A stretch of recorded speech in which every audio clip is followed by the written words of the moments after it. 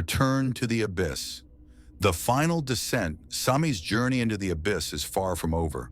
The sunken city has left its mark on him, a curse that now seeps into his very soul. As the whispers grow louder and the nightmares take form, he is drawn back into the depths against his will. But this time, something far worse awaits him. The abyss has awakened, and its true horrors are yet to be revealed. The nightmare. Reborn Samih awoke to the sound of waves crashing violently against the shore. But these were not ordinary waves. They carried with them voices, hundreds of them, whispering, screaming, calling his name. He sat up, his hands sinking into the black sand beneath him. The sky above was an unnatural shade of crimson, swirling with shadowy tendrils that reached toward him like hungry fingers. He knew it before he even turned around. The city was back.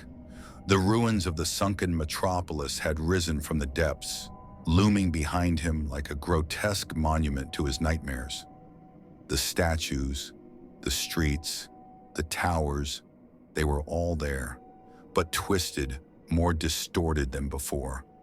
The buildings pulsated like living flesh, and the air carried the scent of decay mixed with salt. He felt it immediately, the pull. It was stronger than before, an invisible force dragging him toward the heart of the city. He resisted, but his legs moved on their own, his shadow stretching unnaturally ahead of him, leading the way. The voices in the fog. As he stepped onto the main road, a thick fog rolled in, swallowing the city in a ghostly embrace. Shapes moved within the mist, distorted figures, their bodies twitching unnaturally. Their eyes glowed with a sickly green light, hollow and endless.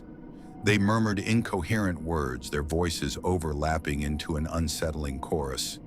Then one of them lunged. Samih barely had time to react before a skeletal hand grasped his wrist, its fingers ice-cold and unyielding.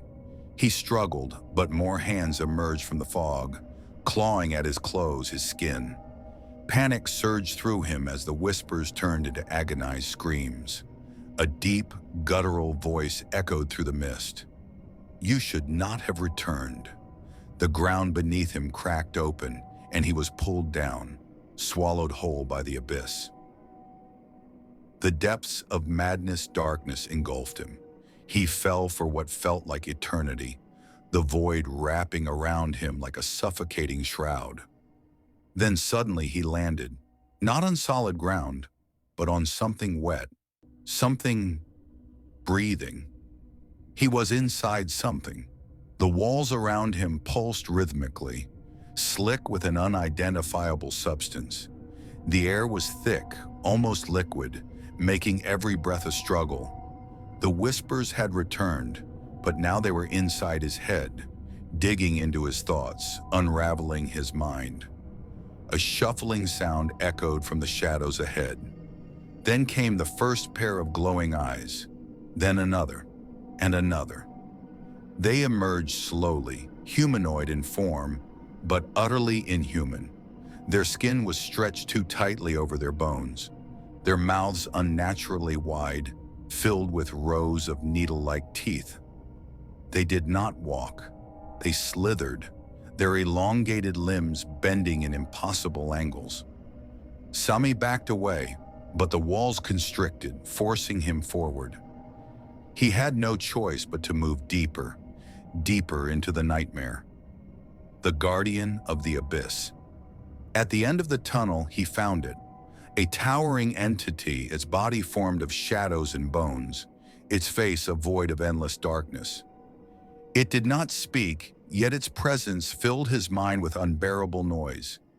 It lifted one skeletal hand, and suddenly Samih's vision blurred.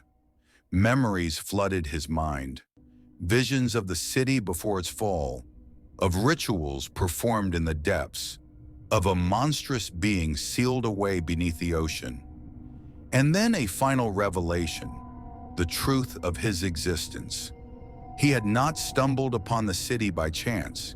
He had been chosen, marked. The abyss had been waiting for him all along. Become one with us, the voice resonated within him, or be devoured. The final choice. Samih's body trembled.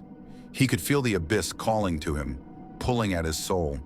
But deep inside, a spark remained, a defiance, a will to fight. Summoning the last of his strength, he lashed out, breaking free from the entity's grasp. The chamber trembled, and for the first time, the abyss recoiled. A deafening roar shook the cavern as the ground beneath him split open. A blinding light erupted from below, and suddenly he was falling once more, this time not into darkness, but into the unknown. As his consciousness faded, one final thought echoed in his mind. The abyss was not done with him yet.